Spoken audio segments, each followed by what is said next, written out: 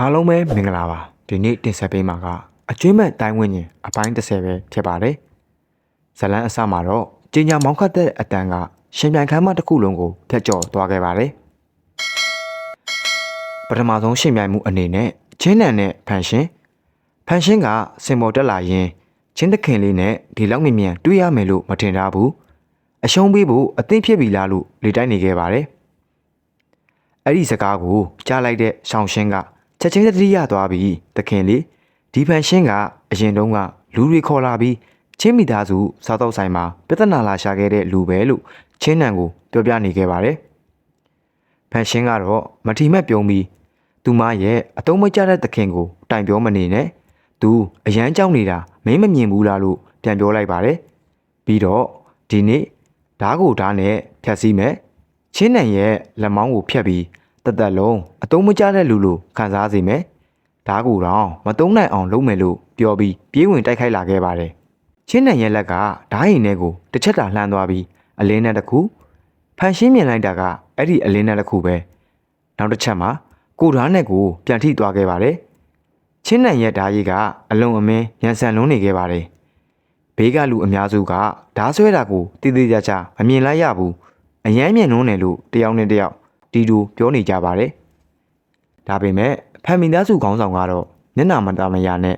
ဒီလိုလုပ်ရက်ကလွန်တယ်လို့ဝေဖန်နေခဲ့ပါတယ်ချင်းနံကတော့အေးစစ်ဆေးမှုဆိုတာမလွဲမသွေဒဏ်ရာရနိုင်ပါတယ်ဒါမှမျက်စိမရှိဘူးလို့ပြန်ပြောလိုက်ပါတယ်တရမန်နှစ်ဦးကိုလည်းဘသူ့ကိုမှမျက်နှာလိုက်မှာမဟုတ်ဘူးလို့ဒီကိစ္စအကြောင်းကိုတော်ကြီးချုပ်လိုက်ပါတယ်ဒါပေမဲ့ယောက်ျားလေးတဏ္ဍမန်ကချင်းနံကိုကြည့်ပြီးအတော်အတင်ရဲနေပါလားလို့ပြောက6လန်းစီဖို့စွမ်းရင်တစ်ခုကိုလွှင့်ထုတ်လိုက်ပါတယ်ချင်းနံကတော့နောက်မဆုတ်ပဲတဏ္ဍမန်ပြောခဲ့တာပဲမတော်ရင်ဒဏ်ရာရဖို့ထိုက်တန်တယ်ဒါဆိုချင်းမိသားစုတပည့်တွေကိုဖန်မင်းသားစုတပည့်တွေကပဲရိုက်လို့ရလာလားလို့တဲတို့မေးလိုက်ပါတယ်ယောက်ျားလေးတဏ္ဍမန်ကအနှဲငယ်ရဲပြီးငါ့ကိုမေးခွန်းထုတ်ရဲတဲ့မင်းကိုပညာနည်းနည်းပေးမယ်လို့ဆိုကအဝေးကနေစွမ်းအားနဲ့လှမ်းတိုက်ခိုက်လိုက်ပါတယ်ချင်းနံကနဖျားတိုင်းဝင်းကျင်နဲ့ကာကွယ်ဖို့ပြင်နေချိန်စွမ်းအားကအနားရောက်မလာခင်မိန်းကလေးတဏ္ဍမန်ကချက်ချင်းဝင်တားလိုက်ပါတယ်မတော်နိုင်နေဘူးလားလို့အေးစစ်မေးလိုက်ပါသေးတယ်ယောက်ျားလေးတဏ္ဍမန်ကအယူအသေးပြုတ်ပြီးဂိုင်းသူအမငယ်ကဘာလို့ရုတ်တရက်ဝင်လာတာလဲဧကန်ကချင်းမိသားစုကြောက်လာလို့စိတ်ထဲမှာတွေးနေခဲ့ပါတယ်ချင်းနံကတော့စင်ပေါ်ကဆင်းသွားခဲ့ပါတယ်ဆင်အောင်ရောက်တာနဲ့ရှင်လျှောက်ကစိုးရင်တန်နဲ့တခင်လေးကျမအရန်စိုးရင်နေတာလို့ပြောလိုက်ပါတယ်ချင်းနံကအပြုံးတစ်ချက်နဲ့ငါဘာမှမဖြစ်ဘူးမလားလို့ပြန်ပြောလိုက်ပါတယ်အဖေဖြစ်သူကလည်းအလွန်အကျွံလောက်တာတွေရက်ထားလို့တီတူသတိပေးလာနေခဲ့ပါတယ်ချင်းနံကတဏ္ဍမန်တွေဘက်ကိုကြည့်ပြီးဒီယောက်ျားလေးတဏ္ဍမန်ကဖန်မိသားစုနဲ့ပူပေါင်းလာတာသိတာလေကံကောင်းတာကမိန်းကလေးတဏ္ဍမန်ကတရားမျှတနေလို့တော်သေးတယ်လို့စိတ်ထဲမှာတွေးနေခဲ့ပါတယ်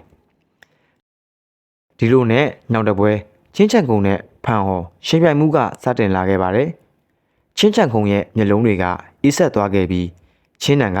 ဖန်မိသားစုအပေါ်ညှတာလုံးနဲ့ငါကတော့မညာနိုင်ဘူးဆိုတဲ့စကားနဲ့အတူသူ့ရဲ့အရှိန်ဝါကရုတ်တရက်ပြောင်းလဲသွားခဲ့ပါတယ်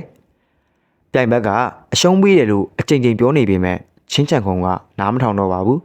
တစ်ချက်တည်းနဲ့စင်မော်ကနေအောက်ကိုပစ်ချလိုက်ပါတယ်စင်ရောက်ကြတန်တဲ့အတူလူအုပ်ကြားတဲ့တိတ်ဆိတ်သွားခဲ့ပါတယ်အဲ့ဒီအချိန်ဖန်မီသားစုခေါင်းဆောင်ရဲ့မျက်နှာကအမှောင်ကျသွားပြီးဒီအကျွေးကိုဖန်မီသားစုကမှတ်ထားလိုက်ပြီလို့ဒေါသတကြီးပြောလိုက်ပါတယ်ဘေးနားမှာရက်နေတဲ့ဖန်ယူလုံကတော့မျက်လုံးအတွင်းမှာအပြင်းအထန်မီးတောက်နေခဲ့ပြီးငါလည်းအရောက်ရင်ဆယ်စားအစတရာနဲ့ပြန်ပြီးမယ်လို့ကြုံဝါနေခဲ့ပါတယ်နောက်ဆုံးပွဲစင်ပေါ်မှာကြံခဲ့တဲ့လူကတော့ဖန်ယူလုံနဲ့ချန်ယူတူဒါပေမဲ့ချန်ယူတူကစင်ပေါ်ကိုတော့အပြေအဝမတက်တော့ပါဘူးလေကားပေါ်မှာတင်ခေါင်းငုပ်ပြီးအရှုံးပေးပါတယ်လို့တိတ်တိတ်လေးပြောလိုက်ပါတယ်ပွဲစီစဉ်သူရဲ့အတန်ကအာဃာတတဲ့ထက်တလဲလဲထက်သွားခဲ့ပါတယ်ပထမဆင့်ပြိုင်ပွဲပြီးဆုံးပါပြီနောက်တစ်ဆင့်တက်ရောက်သူများမှာချင်းနံချင်းချန်ခုံဖန်ယူလုံဖန်ရှိပြီးဖန်လလူ9ယောက်ကိုစင်ပေါ်မှာနေရာယူလိုက်ကြပါတယ်ဒုတိယအဆင့်တိုင်းဝိညာဉ်ရှင်ပြိုင်မှုဆိုတဲ့ကြီးညာအတန်နဲ့အတူတိုင်းဝိညာဉ်များရှင်ပြိုင်ရမှာပါအဆင့်မြင့်ဆုံးသူကအနိုင်ရပါမယ်လို့ထပ်မံကြီးညာခဲ့ပါတယ် ဖန်ယူလုံကချင်းတဲ့ဘက်ကိုကြည့်ပြီးမထီမဲ့တဲ့အတန်နဲ့ပထမပွဲကမင်းကန်ကောင်းလို့နိုင်တာဒီဒုတိယပွဲမှာတော့ဘလို့ရှင်မလဲကြည့်ရအောင်လို့လေးတိုက်လိုက်ပါတယ်ဒါကိုကြားလိုက်တဲ့ချင်းချန်ကုံကနားမခံနိုင်တော့ပဲဖန်ယူလုံမင်းရွက်နေတာတွေတော်လိုက်တော့ချင်းမိသားစုမှာဘသူမှမရှိဘူးလို့ထင်နေတာလားလို့အပြင်းထန်ပြန်ဆိုခဲ့ပါတယ်ဖန်ယူလုံကတော့အေးဆေးဆေးပြုံးပြီးဘယ်ချိန်ကားစပြီးအပေဒီတွေကအရှိထက်ဖွင့်ရသွားတာလဲလို့ပြန်လေတက်လိုက်ပါတယ်စကားများမှုကတိုက်ခိုက်မှုဖြစ်မလို့ဖြစ်လာခြင်းတဒမန်ကအားလုံးကိုရပ်ဖို့နဲ့တိုင်ပွဲကိုဆက်လုပ်ဖို့ကြားဝင်ပြောလိုက်ပါတယ်ချင်းချန်ကုံကရှေ့ကိုတလန်းတက်ပြီးဒါဆိုငါအရင်စမယ်ဆိုကသူ့တိုင်ဝိညာဉ်ကိုစတင်နှိုးထားလိုက်ပါတယ်ပတိစိန်ကားလုံးသားရဲ့တိုင်ဝိညာဉ်ဆင်ရောက်ကလူတွေကခေါင်းညိတ်ကအတိအမှတ်ပြုကြပါတယ်မိန်းကလေးတန်တမန်ကတားရဲတိုင်းဝိညာဉ်နဲ့တိုင်းပညာပေါင်းစပ်မှုကတင့်တော်တယ်မစိုးပါဘူးလို့ချင်းမုန်းခဲ့ပါတယ်ချင်းချက်ကုံကလည်းဂါဗရာပြုတ်ကကျေးဇူးတင်ပါတယ်တန်တမန်လို့ပြန်ဆိုခဲ့ပါတယ်နောက်တစ်ဖက်ကိုလှည့်ပြီးဖန်ယူလုံးအခုမင်းအလှဲ့ပဲဂုံတိတ်ခါရှိတဲ့ဖန်သခင်လေးရဲ့တိုင်းဝိညာဉ်ကိုငါရမ်းသိကျင်တယ်လို့ထပ်ပြောလိုက်ပါတယ်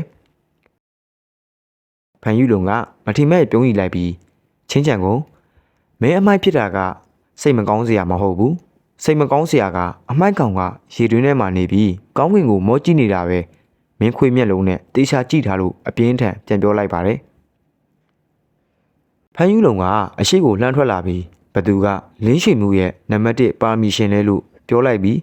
တိုင်းဝိညာဉ်ကိုစတင်နှိုးထားလိုက်ပါတယ်အဲ့ဒီအချိန်အားလုံးအသက်ရှူလန်အောင်မကြားရအောင်တိတ်ဆိတ်သွားခဲ့ပါတယ်ဗတိစိတ်6လုံးလက်နက်တိုင်းဝိညာဉ်အံ့ဩမှုကစင်တစ်ခုလုံးကိုလွှမ်းမိုးသွားခဲ့ပါတယ်